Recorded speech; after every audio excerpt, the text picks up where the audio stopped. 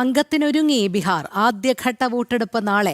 പട്നയടക്കം 18 ജില്ലകളിലെ 121 മണ്ഡലങ്ങൾ പോളിംഗ് ബൂത്തിലേക്ക്. 121-ൽ 61 മണ്ഡലങ്ങളും ഇന്ത്യ സഖ്യത്തിന്റെ സിറ്റിംഗ് സീറ്റുകളാണ്.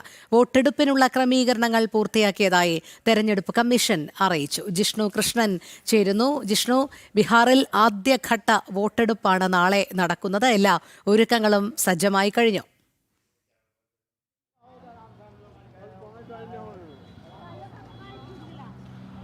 രോഹിണി, ആദ്യഘട്ട വോട്ടെടുപ്പിന് ബീഹാർ പൂർണ്ണമായും തയ്യാറെടുത്തു കഴിഞ്ഞു. ആദ്യം തെരഞ്ഞെടുപ്പ് കമ്മീഷന്റെ ക്രമീകരണങ്ങൾ പരിശോധിക്കുമ്പോൾ ബൂത്തുകളിലേക്കുള്ള സാമഗ്രികളെല്ലാം തന്നെ ഇന്നലെ തന്നെ വിതരണം ചെയ്തു കഴിഞ്ഞു.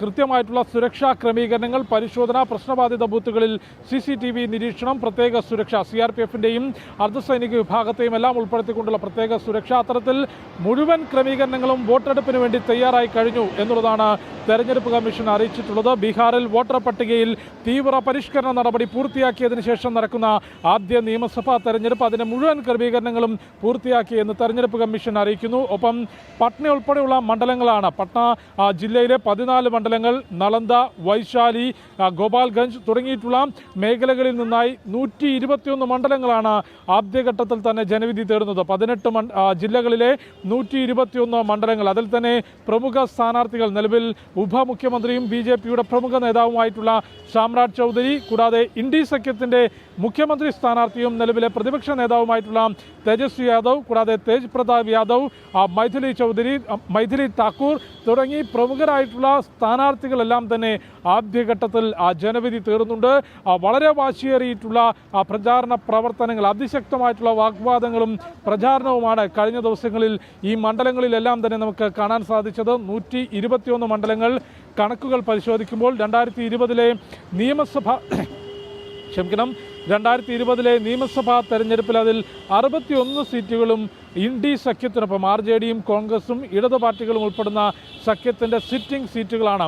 അവിടെ വിള്ളൽ വീഴ്ത്താൻ സാധിക്കുമോ എന്നുള്ള കഠിന ശ്രമമാണ് ഈ പ്രചാരണ വേളയിലുടനീളം NDA BJP സഖ്യം നടത്തിയിട്ടുള്ളത്. അവിടെ പ്രധാനമന്ത്രി നരേന്ദ്രമോദിയെ ഇറക്കിക്കൊണ്ട് വമ്പൻ റോഡ് ഷോകൾ, ഒപ്പം കേന്ദ്ര സംസ്ഥാന സർക്കാരുകളുടെ വികസന പദ്ധതികൾ, RJDക്ക് ഭരണം ലഭിച്ചാൽ മുൻകാലങ്ങളിൽ ഉണ്ടായിരുന്ന ജംഗിൾ രാജ് ഭരണം ബീഹാറിനെ എങ്ങനെയായിരുന്നു ലാലു പ്രസാദ് യാദവ് നയിച്ചത് എന്ന കൃത്യമായിട്ടുള്ള ഓർമ്മപ്പെടുത്തൽ ബീഹാറിൻ്റെ ജനതയ്ക്ക് മുൻപിലേക്ക് വെച്ചുകൊണ്ടും NDA സർക്കാരിൻ്റെ പ്രോഗ്രസ് കാർഡുമായാണ് BJP JDU LJP സഖ്യം പ്രചാരണത്തിനിറങ്ങിയത്. അതുകൊണ്ട് തന്നെ പട്ന ഉൾപ്പെടെയുള്ള നഗരപ്രദേശങ്ങളിൽ വീണ്ടും എടുത്തു പറയാൻ കാരണം അത്രയധികം ശക്തമായിട്ടുള്ള പോരാട്ടം RJDയും BJP JDU സഖ്യം ഈ മണ്ഡലങ്ങളിൽ നടന്നു. പക്ഷേ അവസാന ലാപ്പിലേക്ക് എത്തിയപ്പോൾ അതിശക്തമായിട്ടുള്ള പ്രചാരണം, ഒപ്പം മുഴുവൻ ഘടകകക്ഷികളെയും ഉൾപ്പെടുത്തിക്കൊണ്ടുള്ള വമ്പൻ മെഗാ റോഡ് ഷോകളും തെരഞ്ഞെടുപ്പ് റാലികളും നടത്താൻ NDAക്ക് സാധിച്ചു. പട്നയിലെ പ്രധാനമന്ത്രി നരേന്ദ്രമോദിയുടെ മെഗാ റോഡ് ഷോ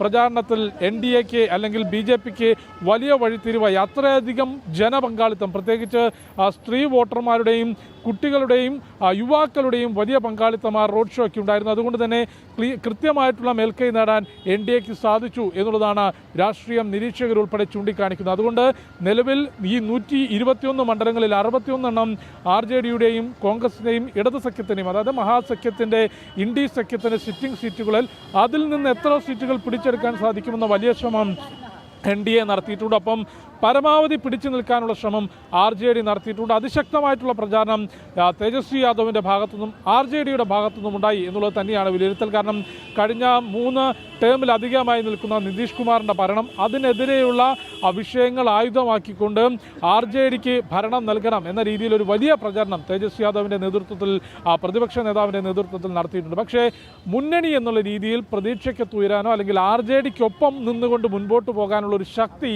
നിലവിൽ ബീഹാറിൽ കോൺഗ്രസിനും ഇടതു പാർട്ടികൾക്കും ഇല്ല എന്നുള്ളതൊരു യാഥാർത്ഥ്യമാണ്. അതുകൊണ്ട് തന്നെ മുന്നണി എന്നുള്ള രീതിയിൽ ഇന്ത്യ മുന്നണിക്ക് എത്രത്തോളം മുൻപോട്ട് വരാൻ സാധിക്കുമെന്നുള്ളതും 122 എന്ന മാന്ത്രിക സംഖ്യയിലേക്ക് അവർക്ക് എത്താൻ സാധിക്കുമോ എന്നുള്ള സംശയമാണ് ദേശീയ രാഷ്ട്രീയത്തിൽ തന്നെ രാഷ്ട്രീയ നിരീക്ഷകർ ചൂണ്ടിക്കാണിക്കുന്നത്. മറുവശത്ത് പ്രധാനമന്ത്രി നരേന്ദ്രമോദി എന്ന ബിഗ് ഫാക്ടർ, ഒപ്പം നിതീഷ് കുമാറിനോട് ബീഹാറിലെ ജനതയ്ക്ക്, പ്രത്യേകിച്ച് സ്ത്രീ വോട്ടർമാർക്കുള്ള പരിഗണന, അത് മദ്യനയം കൊണ്ടുവന്നുകൊണ്ട് ബീഹാറിൽ പൂർണ്ണ മദ്യനിരോധനം ഏർപ്പെടുത്തിയതും കഴിഞ്ഞ ഒരു പതിറ്റാണ്ടിനിടെ ബീഹാറിൻ്റെ മുഖം മാറ്റിയത്, സ്ത്രീ സുരക്ഷ, അക്രമങ്ങൾ കുറയാൻ സാധിച്ചത്, അടിസ്ഥാന സൗകര്യ വികസനത്തിന് തുടക്കം കുറിക്കാൻ സാധിച്ചത്. ഇപ്പോഴും നമുക്ക് ബീഹാർ പൂർണ്ണമായും മാറിയൊരു വികസിത സംസ്ഥാനം അല്ലെങ്കിൽ പൂർണ്ണമായും ഒരു വികസിച്ച സംസ്ഥാനമെന്ന് പറയാൻ സാധിക്കില്ല. അത് BJP NDA സഖ്യവും മുൻപോട്ട് വയ്ക്കുന്നില്ല. പക്ഷേ സംസ്ഥാനത്തെ വികസനത്തിൻ്റെ ട്രാക്കിലേക്ക് കൊണ്ടുവരാൻ, പഴയ ജംഗിൾ രാജ് ഭരണത്തിൽ നിന്ന് മാറ്റം കൊണ്ടുവരാൻ സാധിച്ചു എന്ന തികഞ്ഞ ആത്മവിശ്വാസമാണ്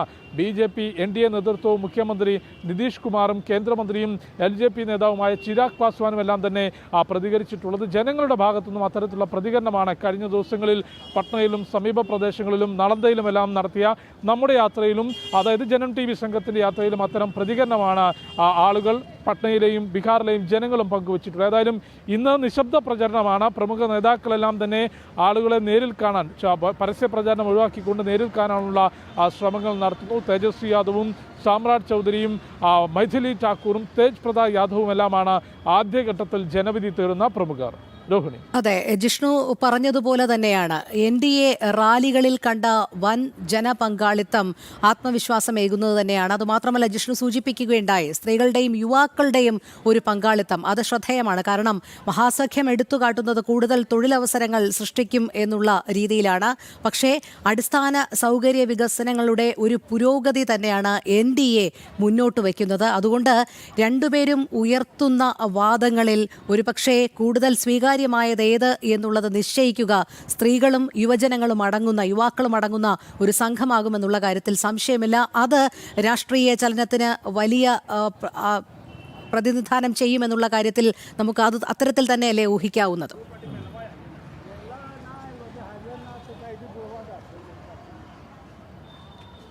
രോഹിണി, തീർച്ചയായും ബീഹാറിൽ പ്രത്യേകിച്ച് സ്ത്രീ വോട്ടർമാരുടെ, ബീഹാറിലെ വോട്ടെടുപ്പിൻ്റെ കണക്കുകൾ പരിശോധിക്കുമ്പോൾ, ഏത് വോട്ടെടുപ്പ്, അത് തദ്ദേശ തെരഞ്ഞെടുപ്പിലും ലോക്സഭയിലും നിയമസഭയിലെയും കണക്കുകൾ പരിശോധിക്കുമ്പോൾ പുരുഷ വോട്ടർമാരെക്കാൾ കൂടുതൽ വോട്ട് രേഖപ്പെടുത്തിയിട്ടുള്ളത് സ്ത്രീകളുടെ വോട്ടിംഗ് ശതമാനമാണ്. സ്ത്രീകളുടെ വോട്ടിംഗ് ശതമാനം ആകെയിൽ നിന്ന് ഏകദേശം 80-84% വരെ പോളിംഗ് രേഖപ്പെടുത്തുക. സ്ത്രീ വോട്ടർമാർ വോട്ട് രേഖപ്പെടുത്തിയിട്ടുള്ള കണക്കുകളാണ്, ചരിത്രമാണ് ബീഹാറിനുള്ളത്. അതുകൊണ്ട് തന്നെ സ്ത്രീ വോട്ടർമാരുടെയും യുവാക്കളുടെയും വോട്ട് ഏറെ നിർണായകമാകും.